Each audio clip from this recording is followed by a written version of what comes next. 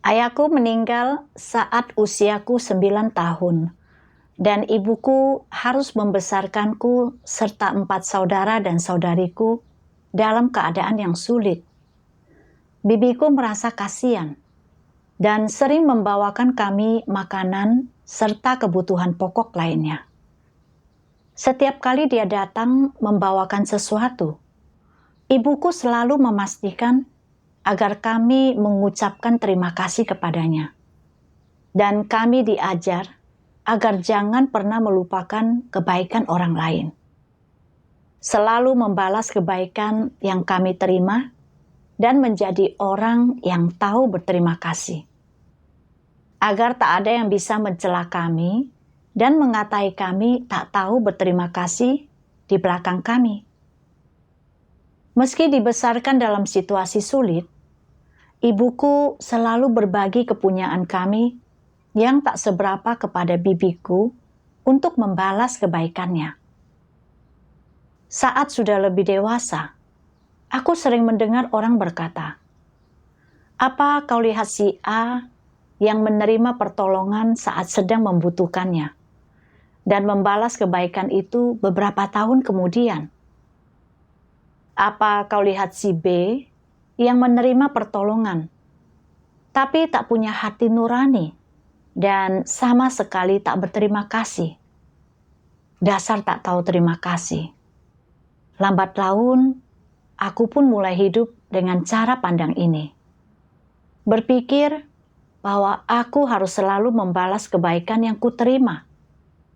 Jika tidak, aku akan dianggap tak tahu berterima kasih dan akan dihina dan diremehkan oleh orang lain. Setelah menjadi orang percaya, meski tahu bahwa aku harus memperlakukan orang dan segala hal berdasarkan firman Tuhan, gagasan tradisional yang diwariskan turun-temurun telah berakar begitu dalam di hatiku. Hingga aku pun menjalani hidup dengan cara pandang tersebut dan melanggar prinsip dalam tugasku, yang akhirnya mengganggu pekerjaan gereja dan membuatku dianggap melakukan pelanggaran. Pada Agustus 2021, setelah pengaturan kerja untuk pekerjaan pembersihan gereja diumumkan, gereja mulai mempersekutukan kebenaran tentang mengenali orang, dan kakak iparku, Fang Ling, dikenali sebagai orang tidak percaya. Aku sama sekali tak terkejut. Meski telah menjadi orang percaya selama bertahun-tahun, dia tak mengejar kebenaran dan sering mengganggu kehidupan bergereja. Selama pertemuan, dia selalu bergosip. Lalu tertidur begitu kami mulai membaca firman Tuhan. Setelah membaca firman Tuhan, dia selalu tak punya bahan untuk dipersekutukan. Saat dia menghadapi masalah yang tak sejalan dengan gagasannya, dia tak pernah mencari kebenaran dan tidak pernah menerima bahwa masalah itu adalah dari Tuhan. Dia selalu menganalisis orang dan segala sesuatu serta membela dirinya sendiri. Saat dia menjadi tuan rumah pertemuan dan mendengar pemimpin bersekutu tentang perilaku orang tertentu yang mengganggu, dia selalu mengadukan ucapan pemimpin itu kepada orang-orang yang dibicarakan, yang membuat mereka berprasangka terhadap pemimpin tersebut dan menganggapnya mempersulit hidup mereka. Pemimpin tersebut menganalisis perilakunya yang menabur perselisihan dan kekacauan dan mengganggu kehidupan bergereja. Tapi dia sama sekali tak merasa bersalah dan bahkan berdebat demi membela dirinya. Dia mengaku hanya mengatakan yang sebenarnya dan merasa tindakannya tak mengganggu kehidupan bergereja. Pada suatu pertemuan, kami bersekutu tentang mengenali istri kakakku, Liu Hui. Istrinya disingkapkan sebagai orang tidak percaya yang memiliki kemanusiaan yang jahat dan harus segera dikeluarkan dari gereja. Setelah pertemuan itu, Fang Ling pergi dan memberitahu seorang saudari bahwa kami akan mengeluarkan Liu Hui dari gereja dan menambahkan beberapa komentar negatif yang mengganggu saudari tersebut. Aku segera mencari Fang Ling untuk bersekutu dengannya dan memberitahunya hal ini. Gereja mengusir dan mengeluarkan orang berdasarkan perilaku mereka secara menyeluruh. Kebenaran berkuasa di rumah Tuhan, dan tak seorang pun dapat menjadi penentu keputusan. Liu Hui akan dikeluarkan karena dia memiliki kemanusiaan yang jahat, sering mengganggu kehidupan bergereja, dan tidak mau bertobat. Bahkan setelah berkali-kali menerima persekutuan dari saudara-saudari. Aku juga menyingkapkan bahwa perilaku Fang Ling menyebarkan kenegatifan dan kematian, dan menolak fakta bahwa kebenaran dan keadilan berkuasa di gereja. Di luar dugaanku, dia menjawab sambil menangis. Aku tahu kau adalah penentu keputusan di gereja, dan yang memutuskan siapa yang akan dikeluarkan. Aku merasa sedikit tak berdaya mendengar responnya yang tak masuk akal. Dan hatiku pun yakin bahwa Fang Ling tidak menerima kebenaran dan adalah orang tidak percaya. Namun, saat sedang menyiapkan bahan untuk pengusirannya, aku ragu-ragu. Kami berdua menerima pekerjaan Tuhan pada akhir zaman bersama-sama. Dan kami telah berkumpul dan mengabarkan Injil bersama-sama selama bertahun-tahun. Fang Ling adalah orang yang baik dan penuh kasih, dan selalu bersedia menolongku semampunya saat aku membutuhkannya. Khususnya pada tahun 2013, saat suamiku jatuh sakit, dia mau merawat suamiku agar aku bisa melanjutkan tugasku. Dia juga membantuku di rumah dan di ladang. Setelah suamiku meninggal, aku harus menghadapi segala macam kesukaran, dan aku tenggelam dalam keadaan yang negatif. Saat itu, Fang Ling lah yang datang menemaniku setiap malam, membaca firman Tuhan bersamaku, dan menyampaikan persekutuan tentang pengalaman Ayub. Dengan dukungan dan kehadirannya, keadaanku perlahan membaik. Dalam masa-masa tersulit itu, dia bukan saja membantuku dalam kegiatan sehari-hari, tapi juga membacakan firman Tuhan untuk memberiku semangat. Aku selalu ingat betapa baiknya perlakuan Fang Ling kepadaku.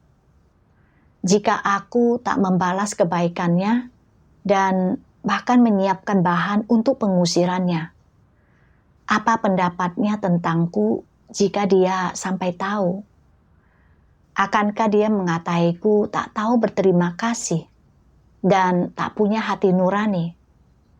Saudara laki-lakiku, istrinya, dan saudara-saudara perempuanku menyaksikan semua pertolongannya kepadaku beberapa tahun belakangan ini. Bahkan tetanggaku berkata, Fang Ling lebih dekat denganku daripada saudaraku sendiri. Seperti kata pepatah, domba berlutut untuk menerima susu dari induknya, dan gagak membalas budi kepada induknya dengan memberi mereka makan. Bahkan binatang pun tahu cara membalas kebaikan. Sedangkan aku bahkan tak mampu memberi kelonggaran kepada orang yang pernah menolongku. Akankah mereka menganggapku tak tahu berterima kasih dan meninggalkan serta mengucilkanku? Akankah aku dijauhi oleh keluargaku sendiri? Saat menyadari semua ini, aku merasa sangat cemas dan ragu. Antara pekerjaan pembersihan gereja dan Fangling yang kepadanya aku berutang budi, aku tak mampu memilih dan hidup dalam siksaan dan penderitaan. Di tengah keraguanku, aku mendengar sebuah khotbah dari pemimpinku. Orang macam apa yang mampu bertahan untuk melakukan pelayanan di gereja?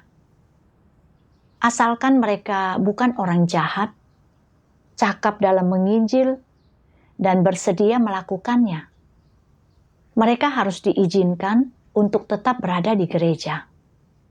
Aku langsung tersadar, benar, Fangling tidak mengejar kebenaran ataupun mencintai kebenaran.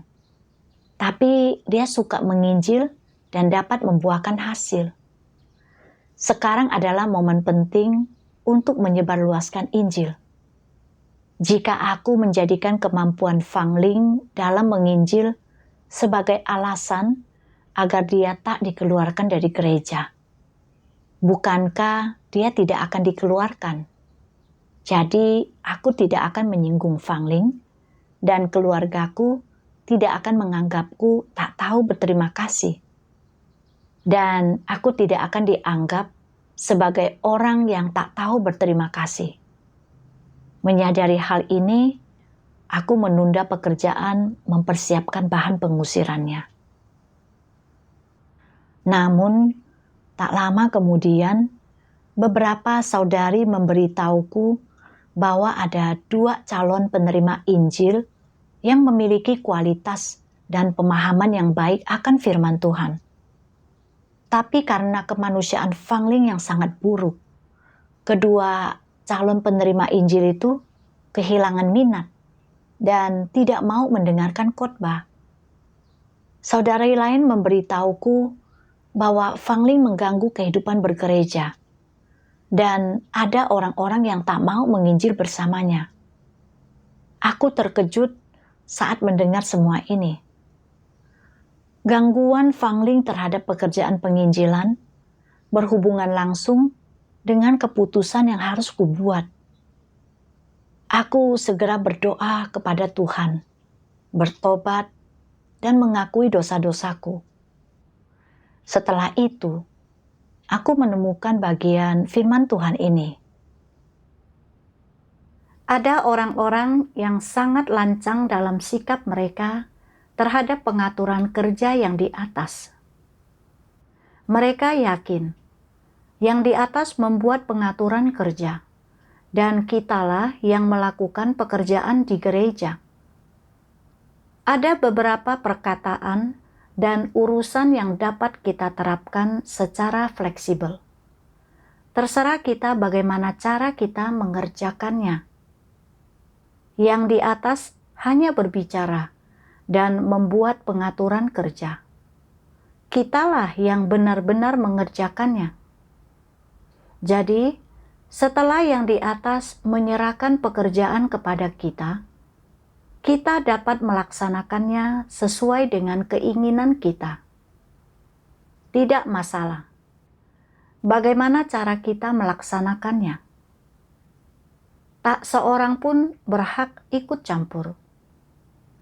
Prinsip yang mendasari tindakan mereka adalah mereka mendengarkan apa yang mereka yakini benar dan mengabaikan apa yang mereka yakini salah.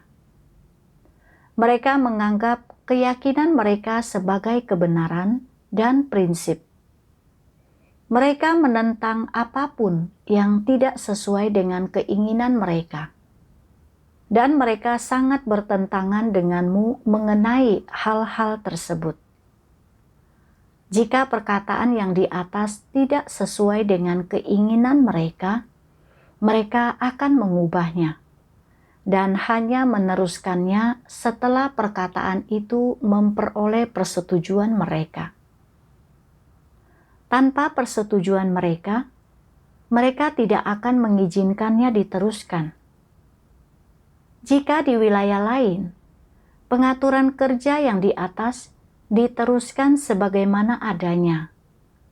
Orang-orang ini mendistribusikan versi pengaturan kerja yang telah mereka ubah ke gereja-gereja yang berada di bawah tanggung jawab mereka. Orang-orang semacam ini selalu ingin mengesampingkan Tuhan. Mereka sangat ingin membuat semua orang percaya kepada mereka, mengikuti mereka, dan menaati mereka. Di benak mereka, ada beberapa bidang yang di dalamnya Tuhan tidak sebaik mereka. Mereka sendirilah yang seharusnya menjadi Tuhan, dan orang lain seharusnya percaya kepada mereka. Pada dasarnya, itulah keinginan mereka. Mereka sepenuhnya adalah antek-antek iblis, dan saat mereka bekerja, setanlah yang berkuasa. Mereka menghancurkan rencana pengelolaan Tuhan dan mengganggu pekerjaan Tuhan. Mereka adalah anti-Kristus tulen. Firman Tuhan dengan tepat menyingkapkan bagaimana aku tidak melaksanakan pengaturan kerja dan bertindak semauku. Pengaturan kerja dengan jelas menyebutkan bahwa para pemimpin dan pekerja harus dengan segera mengeluarkan siapapun yang sudah terbukti sebagai pelaku kejahatan, orang tidak percaya, atau antikristus. Sebagai seorang pemimpin, aku harus tunduk dan patuh tanpa syarat, dan dengan cepat serta tegas mengeluarkan semua antikristus, pelaku kejahatan, dan orang tidak percaya dari gereja untuk memastikan saudara-saudariku tidak ditipu atau diganggu dan mereka bisa makan dan minum firman Tuhan, mengejar kebenaran, serta melaksanakan tugas mereka dalam lingkungan yang tenang. Namun, meskipun aku tahu betul bahwa Fangling adalah orang tidak percaya, aku takut akan menyinggungnya karena menyiapkan bahan untuk pengusirannya dan akan dianggap tak tahu berterima kasih karena dahulu dia pernah membantuku. Jadi, aku tidak melaksanakan pengaturan kerja. Dan dengan angku membela serta melindungi dia, dengan dasar bahwa dia mampu mengabarkan Injil. Aku tidak bekerja berdasarkan pengaturan kerja. Aku merenungkan diriku sendiri. Aku tahu betul bahwa Fangling sudah terbukti sebagai orang tidak percaya. Jadi mengapa aku masih membelanya? Karena aku mengasihinya dan berusaha membebaskan dia dari semua kesalahannya. Aku sadar itu karena aku telah dikendalikan dan dibelenggu oleh gagasan tradisional tentang membalas kebaikan. Demi mempertahankan citraku dan agar tidak terlihat seperti orang kurang ajar yang tak tahu berterima kasih, aku sama sekali mengabaikan kepentingan gereja dan bahkan tidak memikirkan akibat dari membiarkan Fangling tetap berada di gereja serta secara terang-terangan melanggar pengaturan kerja. Aku bukan saja tidak menyiapkan bahan untuk pengusiran Fangling, aku bahkan menugaskan dia untuk mengabarkan Injil. Kemanusiaan yang dia perlihatkan sangat buruk, hingga 2 calon penerima Injil berhenti menyelidiki Injil. Semua ini akibat aku melindunginya. Aku melanggar pengaturan kerja, bertindak semauku, dan menghambat pekerjaan pembersihan gereja. Aku menggunakan wewenangku untuk membela dan melindungi orang tidak percaya yang melakukan kejahatan di gereja, memberi kesempatan bagi pelaku kejahatan untuk berbuat jahat dan bertindak sebagai antek iblis. Aku adalah pemimpin palsu. Ketika menyadari kejahatan yang kulakukan, aku merasa takut dan sangat menyesal. Aku segera meminta orang-orang untuk membantuku menilai Fang Ling. Saat membaca penilaian mereka, aku sadar bahwa dia bukan saja memberi pengaruh negatif pada pekerjaan penginjilan, tapi dia juga telah menabur perselisihan dan membuat keonaran di gereja, menyebarkan hal negatif dan suka memanfaatkan orang, dan berusaha mengambil milik orang lain, meskipun dia sendiri berkecukupan. Setelah membaca semua penilaian itu, aku merasa amat bersalah dan sadar bahwa aku telah melakukan kejahatan dengan melindungi Fang Ling. Aku tahu aku harus berhenti bertindak karena rasa kasihan dan mulai menyiapkan bahan-bahan pengusiran Fang Ling. Belakangan, saat akan meminta tanda tangan dari saudara-saudari, aku mulai khawatir lagi. Aku harus mendapatkan tanda tangan para kerabatku. Dan mengingat kami baru saja mengeluarkan Liu Hui, lalu sekarang akan langsung mengeluarkan Fang Ling. Akankah mereka menganggapku tak tahu berterima kasih dan mengabaikanku? Aku berdoa kepada Tuhan, memohon bantuannya untuk situasi ini. Lalu aku menemukan bagian firman Tuhan ini. Dalam segala hal yang engkau lakukan, engkau harus memeriksa apakah niatmu sudah benar. Jika engkau mampu bertindak sesuai dengan tuntutan Tuhan, hubunganmu dengan Tuhan sudah normal. Inilah standar yang paling minim. Selidikilah niatmu, dan jika engkau menemukan timbulnya niat yang tidak benar, mampu meninggalkannya dan bertindak sesuai dengan firman Tuhan, maka engkau akan menjadi orang yang benar di hadapan Tuhan, yang pada gilirannya menunjukkan bahwa hubunganmu dengan Tuhan normal, dan bahwa semua yang engkau lakukan adalah demi Tuhan dan bukan demi dirimu sendiri. Dalam segala hal yang engkau lakukan dan katakan, engkau harus mampu menetapkan hati yang lurus dan bertindak benar, dan tidak dituntun oleh emosi maupun bertindak sesuai dengan kehendakmu sendiri. Inilah prinsip yang harus dimiliki orang-orang yang percaya kepada Tuhan dalam menjaga perilakunya. Dengan kata lain, jika manusia dapat memiliki Tuhan dalam hati mereka dan tidak mencari keuntungan pribadi atau memikirkan masa depan mereka sendiri secara kedagingan, melainkan menanggung beban untuk memasuki hidup, melakukan yang terbaik untuk mengejar kebenaran, dan tunduk pada pekerjaan Tuhan. Apabila engkau dapat melakukan ini, maka sasaran yang engkau kejar akan benar, dan hubunganmu dengan Tuhan akan menjadi normal.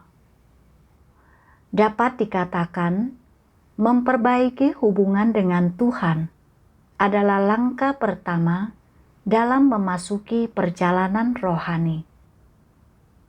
Meski takdir manusia ada di tangan Tuhan, telah ditetapkan oleh Tuhan sejak semula dan tidak dapat diubah oleh mereka sendiri.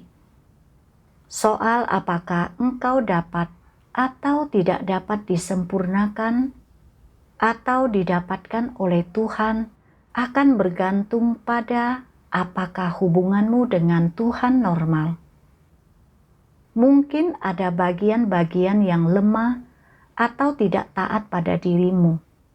Tetapi selama pandangan dan niatmu sudah tepat, dan selama hubunganmu dengan Tuhan benar dan normal, maka engkau memenuhi syarat untuk disempurnakan oleh Tuhan. Apabila engkau tidak memiliki hubungan yang benar dengan Tuhan dan bertindak demi daging atau demi keluargamu, maka seberapapun kerasnya engkau bekerja, itu semua akan sia-sia. Apabila hubunganmu dengan Tuhan normal, segala sesuatu akan berjalan dengan lancar. Tuhan tidak melihat hal lain selain apakah pandanganmu dalam kepercayaan kepada Tuhan sudah benar. Siapa yang engkau percayai? Demi siapa engkau percaya? Dan mengapa engkau percaya? Apabila engkau dapat melihat semua ini dengan jernih dan melakukan penerapan dengan pandangan yang positif, maka hidupmu akan mengalami kemajuan dan engkau pasti dapat memasuki jalur yang benar. Apabila hubunganmu dengan Tuhan tidak normal dan pandanganmu tentang kepercayaan kepada Tuhan menyimpang, semua hal yang lain pun sia-sia, dan sebesar apapun engkau beriman, engkau tidak akan meraih apapun. Setelah membaca firman Tuhan, aku sadar bahwa untuk memiliki hubungan yang normal dengan orang lain, aku harus terlebih dahulu memiliki hubungan yang normal dengan Tuhan. Aku harus selalu bertindak berdasarkan firman Tuhan dan membawa tindakanku ke hadapannya. Jika orang bertindak berdasarkan watak rusak mereka, menjaga hubungan mereka dengan orang lain demi reputasi, status, dan kepentingan daging mereka, Tuhan tidak memperkenannya. Dan bagaimanapun mereka berusaha menjaga hubungan itu, semuanya akan sia-sia. Sejak saat Fangling disingkapkan sebagai orang tidak percaya, aku telah dikekang oleh watak rusakku. Takut jika dia dikeluarkan, dia akan menganggapku tak tahu berterima kasih. Dan keluargaku akan menganggapku sebagai orang yang tak tahu berterima kasih. Lalu mereka akan mengucilkan dan meninggalkanku. Jadi, untuk menjaga citraku di mata mereka, aku tidak menangani masalah ini berdasarkan prinsip. Aku sadar bahwa sebaik apapun diriku dalam pandangan orang, dan sebanyak apapun pujian mereka untukku, itu tidak ada gunanya, karena Tuhan tidak memperkenannya. Aku mengorbankan kepentingan gereja demi menjaga hubungan, dan ini menyinggung watak Tuhan. Aku adalah orang percaya, jadi aku seharusnya bertindak berdasarkan firman Tuhan dan menerima pemeriksaannya dalam segala hal. Aku harus berhenti melanggar pengaturan kerja demi menjaga hubungan, berhenti menentang Tuhan, dan seperti apapun sikap mereka terhadapku. Sekalipun mereka meninggalkan dan mengabaikanku, aku harus menerapkan kebenaran dan menyingkapkan Fangling. Fangling adalah orang tidak percaya dan sering mengganggu kehidupan bergereja.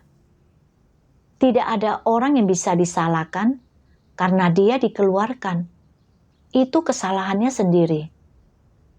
Saudara laki-lakiku, istrinya, dan saudara perempuanku adalah orang percaya. Aku hanya perlu berfokus mempersekutukan kebenaran kepada mereka dan menangani masalah berdasarkan prinsip. Belakangan, saat kubacakan kepada mereka tentang perilaku Fangling, mereka tidak menyalahkanku. Bahkan mereka berkata, dia memang seharusnya dikeluarkan. Bahwa membiarkan dia tetap di gereja adalah penghinaan bagi nama Tuhan. Saudara laki-lakiku dan istrinya menceritakan beberapa tindakan Fangling yang menunjukkan ketidakpercayaannya. Aku bersyukur kepada Tuhan karena semuanya berakhir seperti ini. Aku pun merasakan betapa menyenangkan dan damainya menerapkan kebenaran.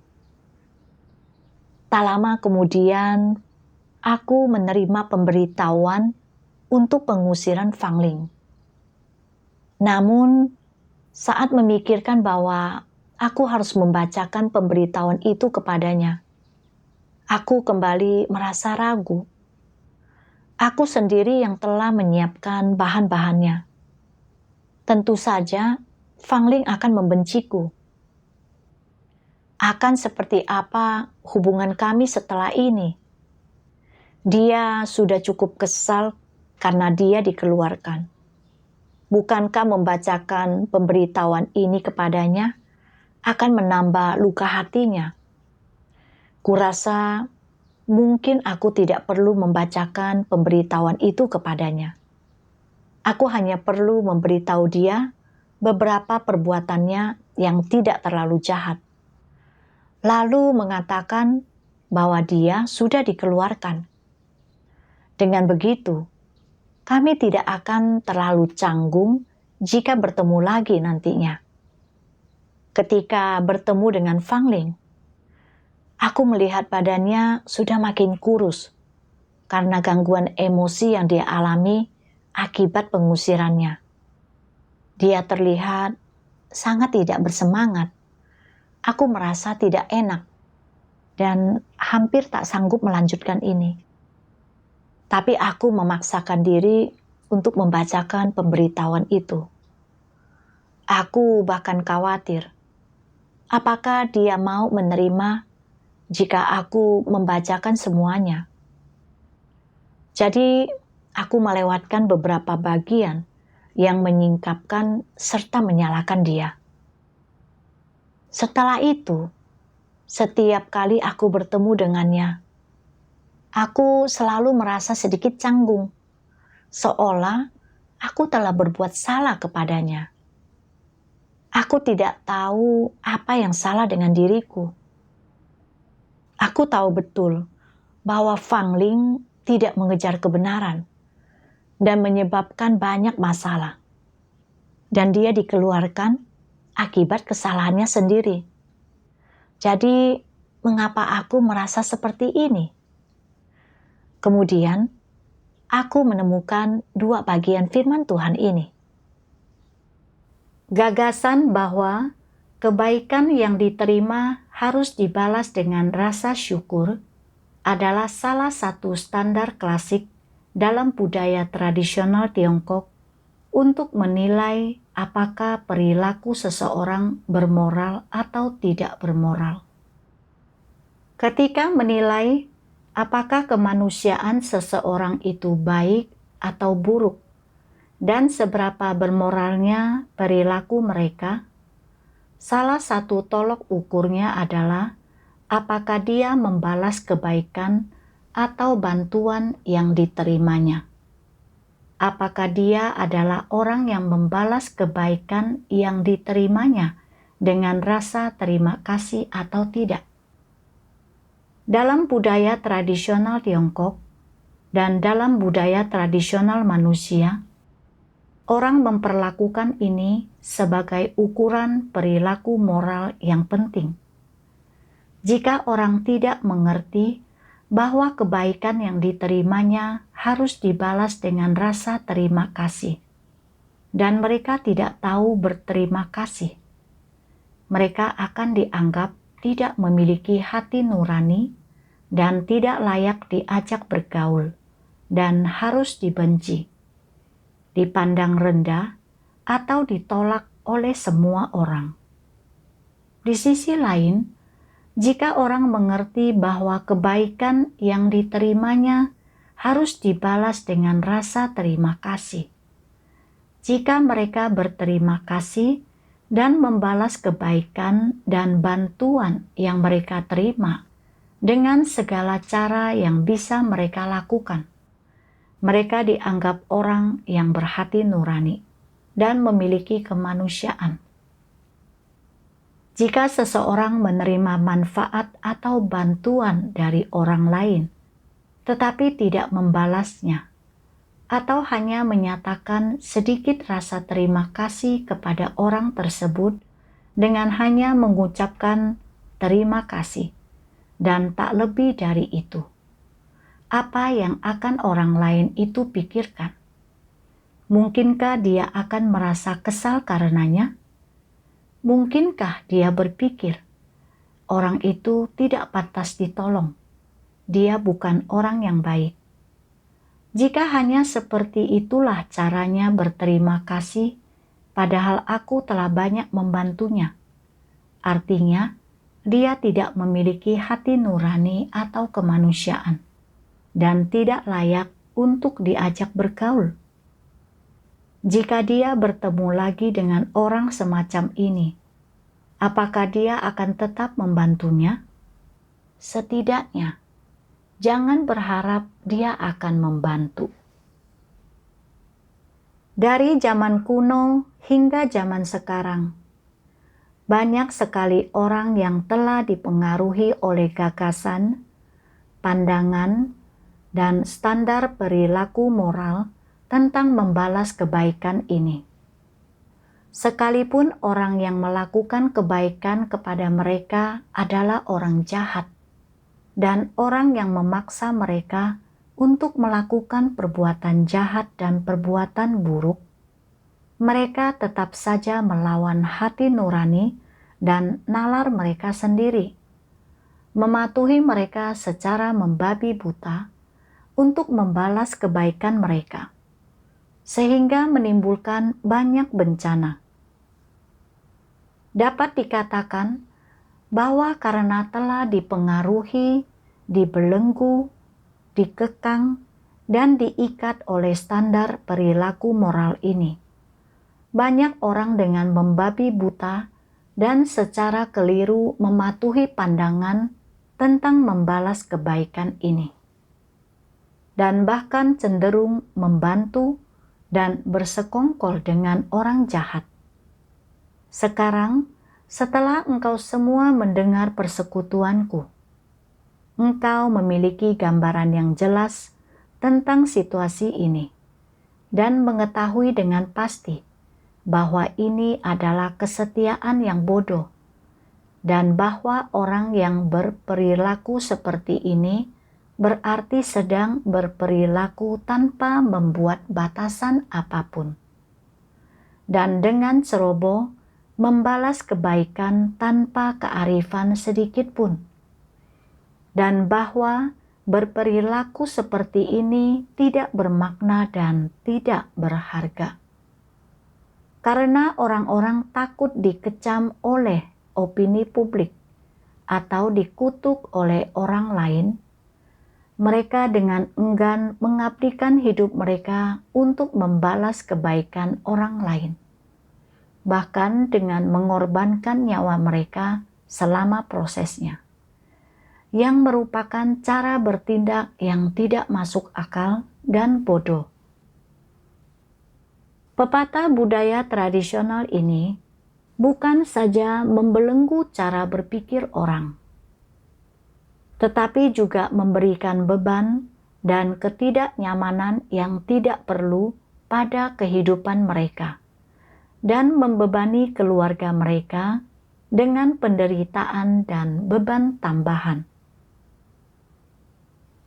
Banyak orang telah membayar harga yang mahal agar dapat membalas kebaikan yang mereka terima.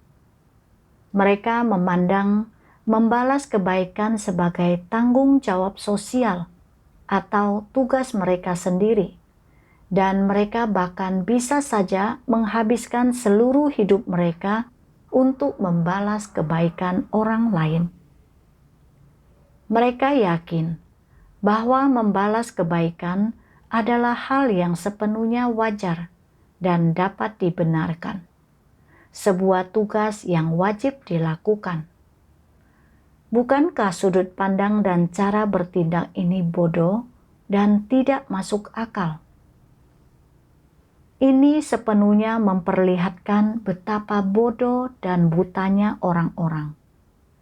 Bagaimanapun juga, pepatah tentang perilaku moral, kebaikan yang diterima harus dibalas dengan rasa syukur. Ini mungkin sesuai dengan gagasan orang. Tetapi pepatah ini tidak sesuai dengan prinsip kebenaran.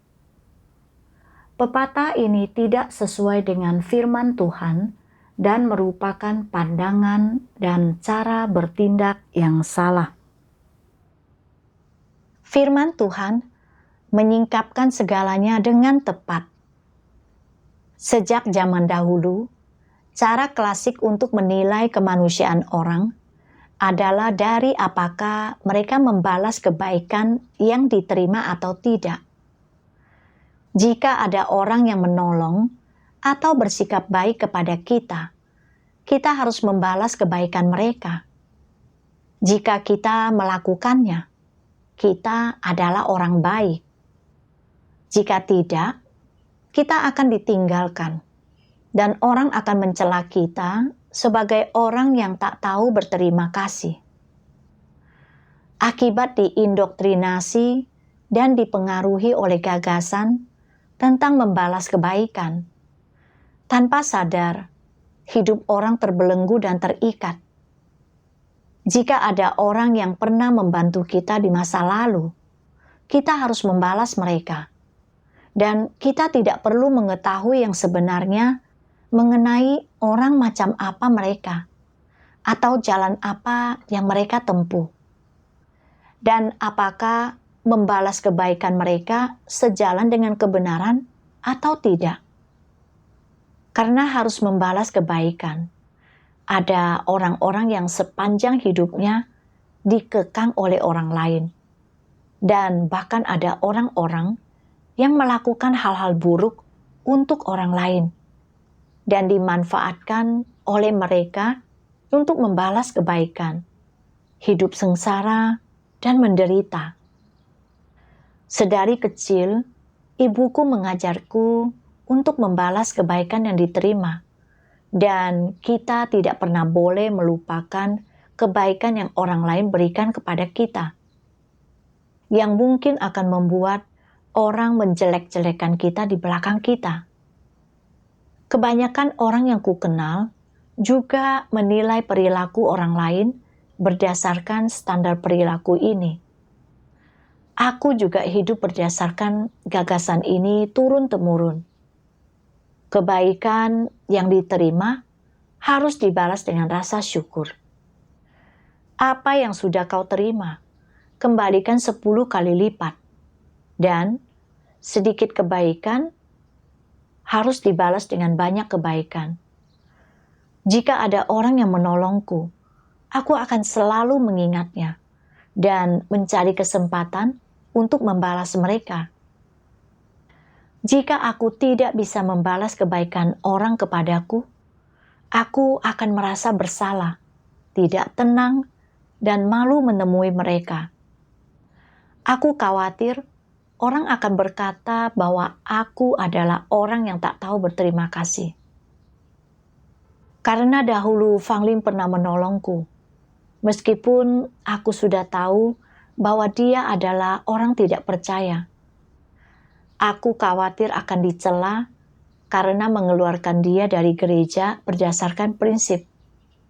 Jadi aku berusaha melindungi dan membela dia demi membalas kebaikannya.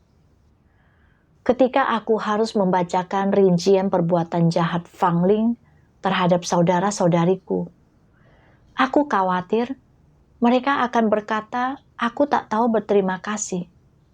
Jadi aku takut bertemu dengan mereka. Saat aku harus membacakan pemberitahuan pengusiran Fang Ling dan melihat betapa pucat dan kurusnya dia, aku merasa bersalah dan memutuskan untuk hanya membacakan rincian tentang perbuatan jahatnya. Setelah Fang Ling dikeluarkan, aku tidak berani berpapasan langsung dengannya. Aku tahu betul bahwa dia tidak mengejar kebenaran, tidak menempuh jalan yang benar, dan telah diusir. Tapi aku selalu merasa telah berbuat salah terhadapnya. Bantuan yang dahulu dia berikan kepadaku terasa seperti sesuatu yang mengikat tubuhku, membebaniku hingga membuatku merasa sesak. Aku menyadari, karena dibelenggu oleh gagasan tradisional ini, aku bahkan tak mampu membedakan yang benar dan yang salah, apalagi menerapkan kebenaran. Agar dapat mempertahankan reputasiku dan agar tidak dituduh tak tahu berterima kasih oleh orang lain, aku membalas kebaikan dengan sembarangan tanpa membedakan yang baik dan yang jahat.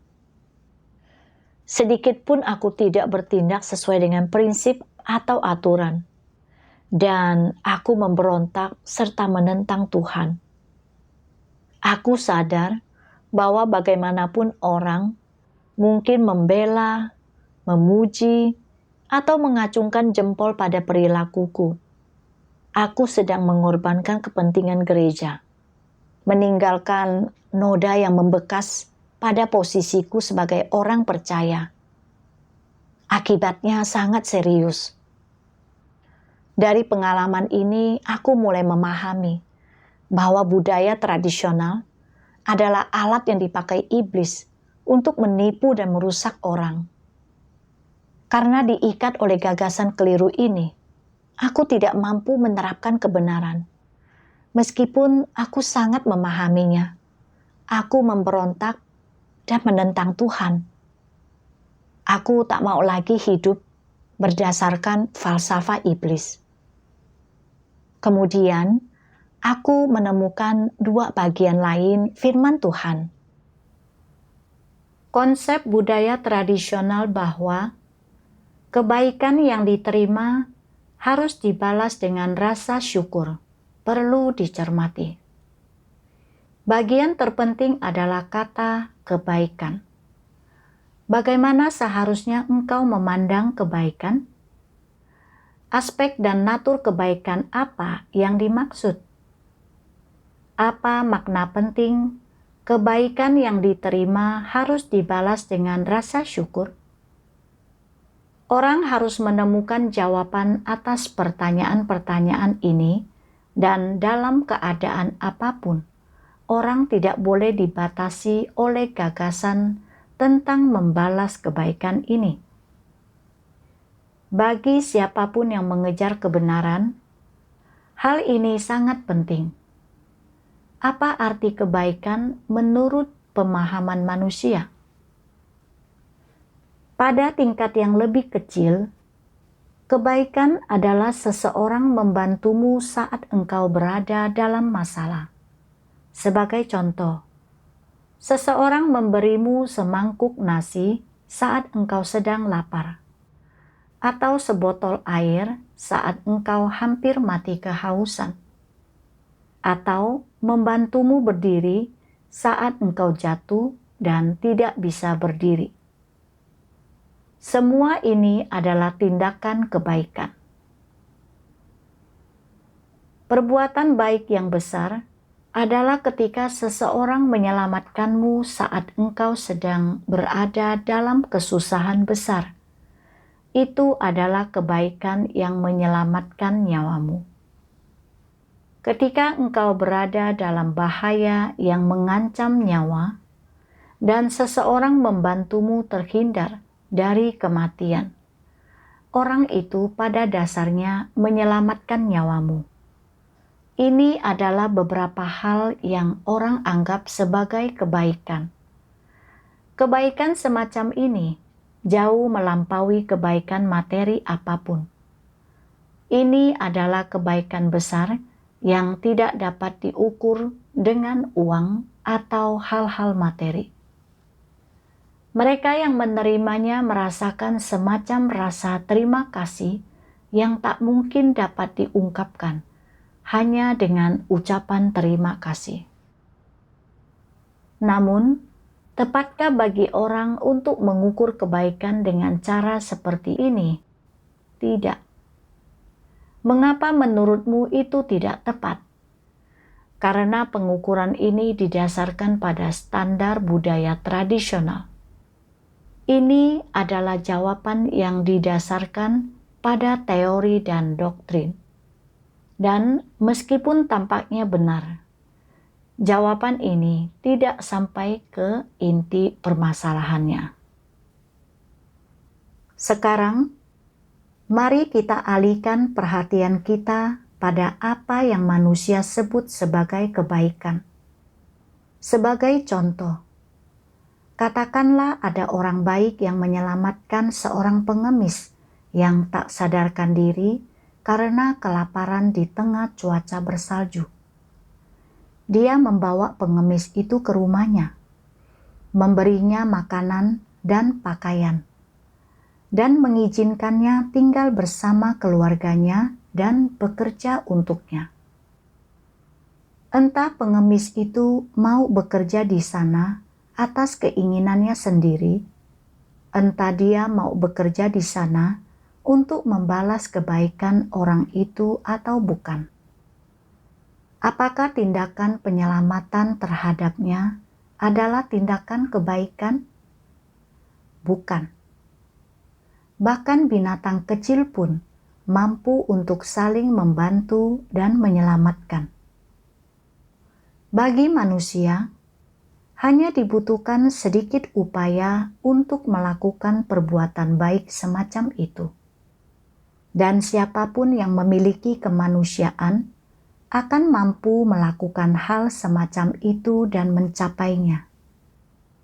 Dapat dikatakan bahwa perbuatan semacam itu merupakan tanggung jawab dan kewajiban sosial yang sudah seharusnya dipenuhi oleh siapapun yang memiliki kemanusiaan. Bukankah apa yang dianggap manusia sebagai ciri kebaikan agak berlebihan? Apakah ini ciri yang tepat? Sebagai contoh, selama masa kelaparan, saat banyak orang tidak memiliki makanan, jika ada orang kaya yang membagikan beras kepada keluarga-keluarga miskin untuk membantu mereka melewati masa sulit ini. Bukankah ini hanyalah contoh jenis bantuan dan dukungan moral mendasar yang sudah seharusnya dilakukan di antara manusia?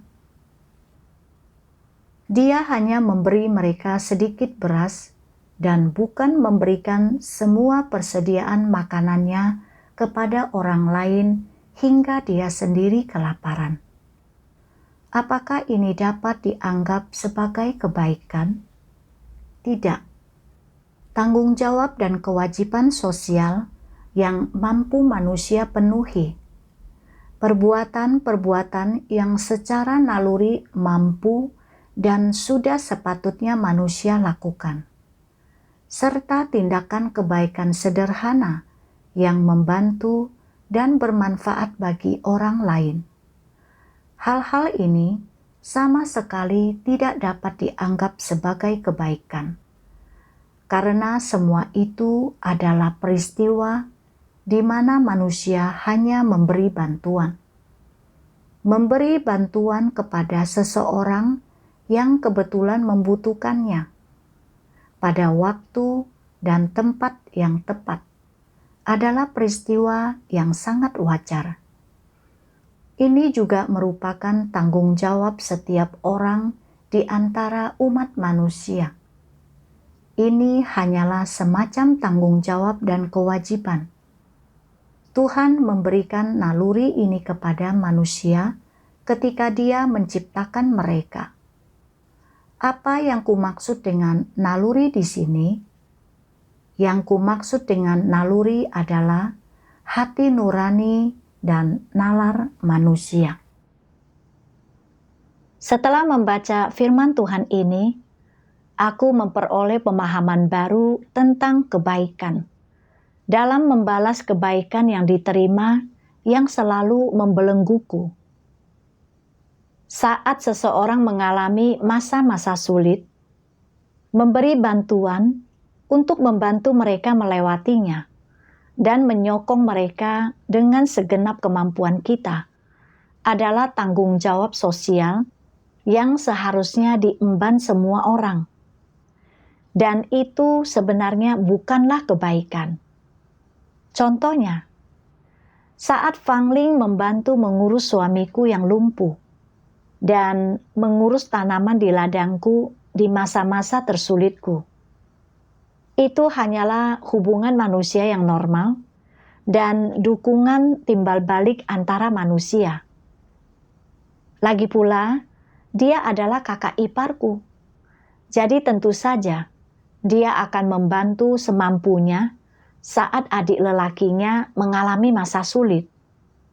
Ini tidak bisa disebut sebagai kebaikan. Ketika suamiku meninggal dan aku tenggelam dalam keadaan negatif, Fangling bersekutu denganku dan membantuku. Tapi itu hanyalah perbuatan yang dilakukan sesama saudari kepada satu sama lain. Itu tidak bisa dianggap sebagai kebaikan. Jika keluarga Fangling sedang mengalami masa sulit, aku pun akan membantu mereka. Jika dia merasa negatif dan lemah, aku akan membacakan firman Tuhan untuknya dan menyokongnya. Inilah yang seharusnya dilakukan orang yang memiliki kemanusiaan yang normal.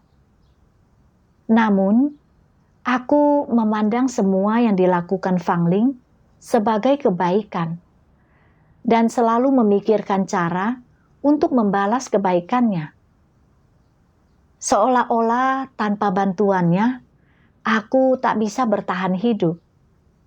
Padahal sebenarnya, bimbingan dan bantuan firman Tuhanlah yang membuatku menjadi seperti sekarang.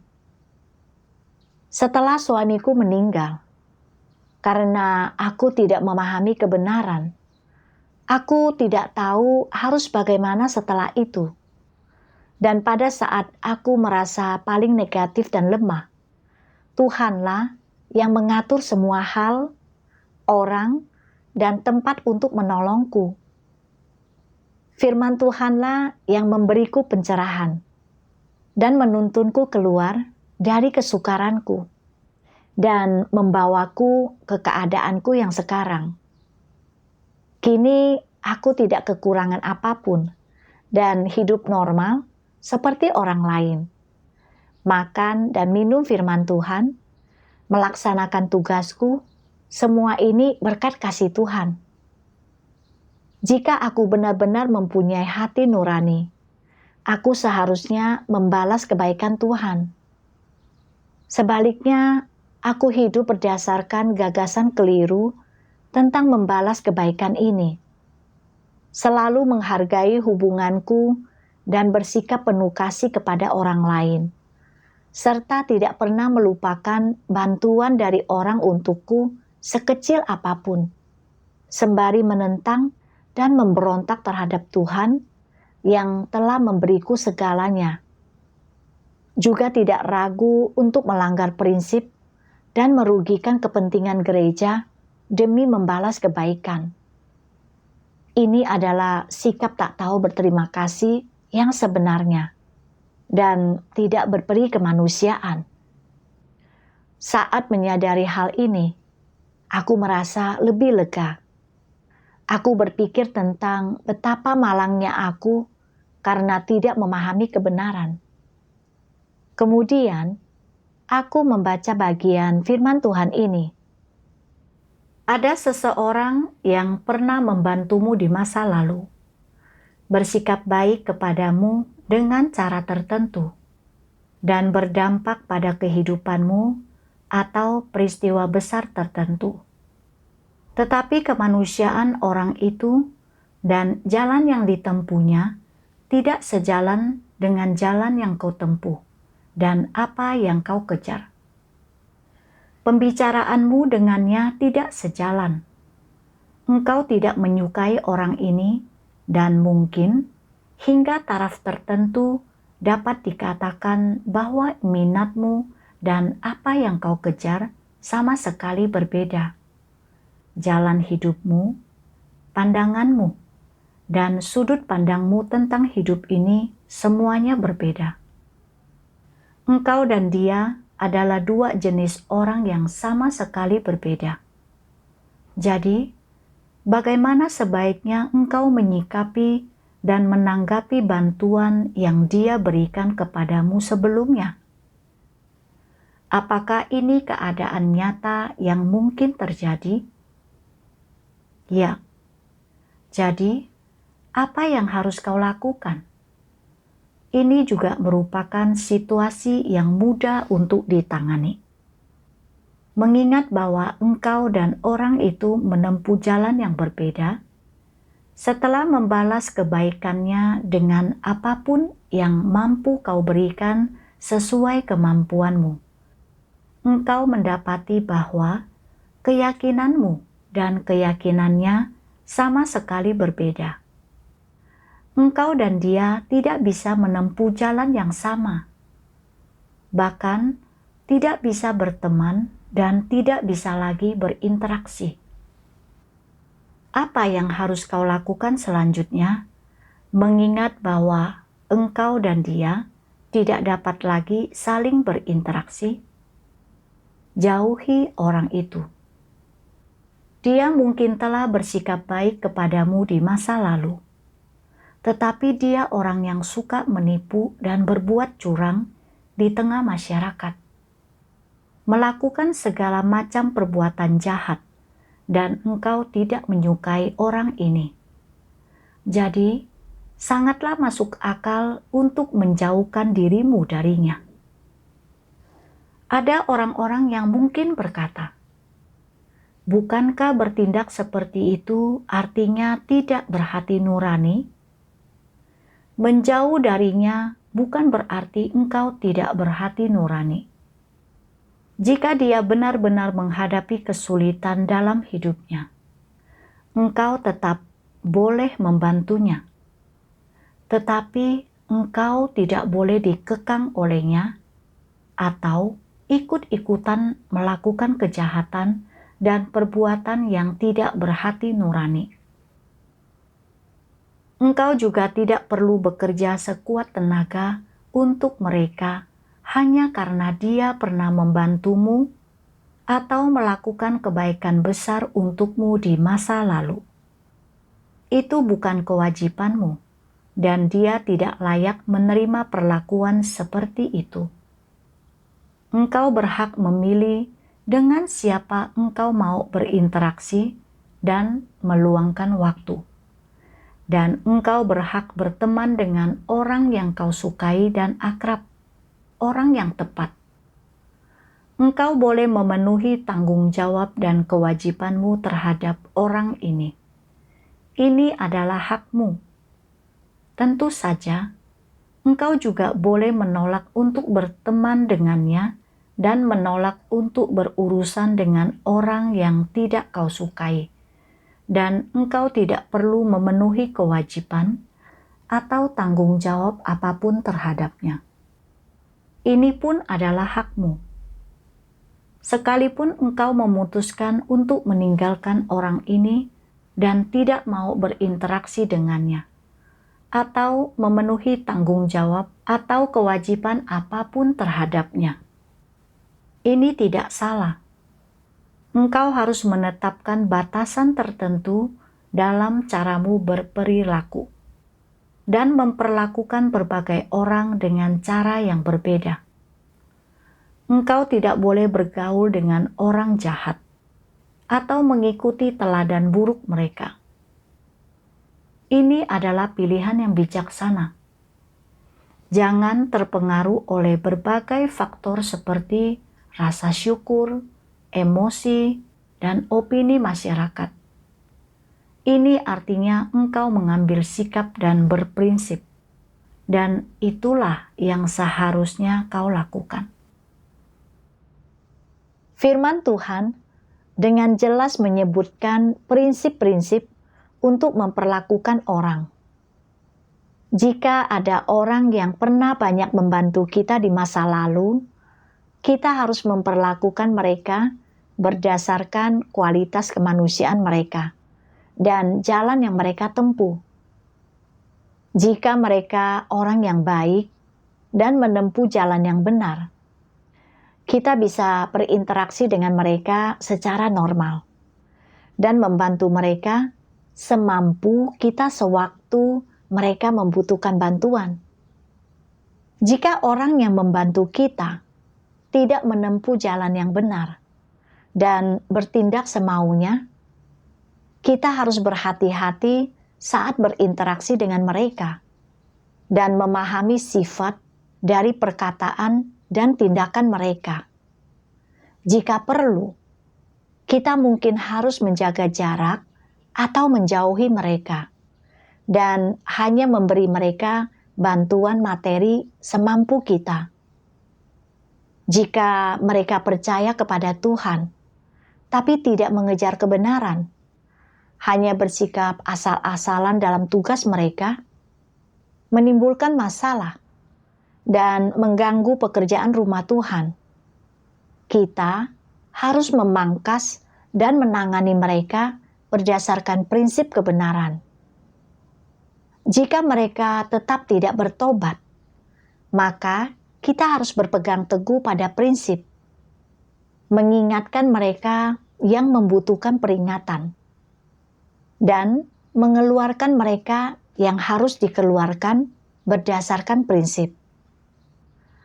Kita tidak boleh bertindak berdasarkan hukum iblis, berhubungan dengan kejahatan, dan melanggar prinsip. Aku teringat bagaimana aku belum memperlakukan orang berdasarkan prinsip. Berulang kali dan dengan bodohnya dibelenggu oleh gagasan tradisional.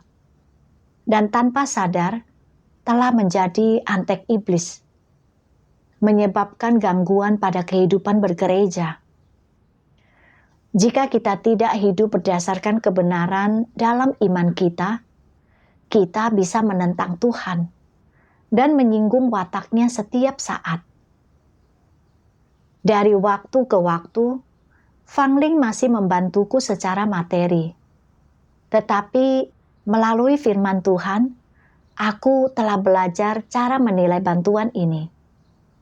Aku tidak memandang bantuan ini sebagai caranya memperlakukanku dengan baik atau melakukan kebaikan kepadaku, tapi sebagai bukti kasih Tuhan. Tuhan menggerakkannya untuk membantuku. Jadi, aku seharusnya bersyukur kepada Tuhan dan melaksanakan tugasku untuk membalasnya. Dahulu, aku selalu menganggap bahwa aku harus membalas kebaikan dan berterima kasih. Kuanggap itulah yang dilakukan orang baik. Namun melalui pengalamanku, aku memahami bahwa iblis memakai gagasan tradisional tentang membalas kebaikan ini untuk membelenggu orang, membatasi pemikiran mereka, dan membuat mereka tak mampu membedakan yang benar dan yang salah. Bertindak tanpa prinsip, serta tanpa sadar menjadi alat iblis. Aku juga memahami bahwa betapapun baiknya pandangan orang tentang hal-hal yang berasal dari iblis, itu bukanlah kebenaran. Firman Tuhanlah satu-satunya kebenaran. Firman Tuhan memampukan kita membedakan yang benar dan yang salah, dan hidup dalam kemanusiaan yang normal. Hanya jika kita hidup berdasarkan kebenaran dan memperlakukan orang dan hal-hal berdasarkan prinsip firman Tuhan, barulah kita bisa bertindak sesuai kehendak Tuhan dan hidup dengan bermoral dan bermartabat. Syukur kepada Tuhan atas keselamatannya.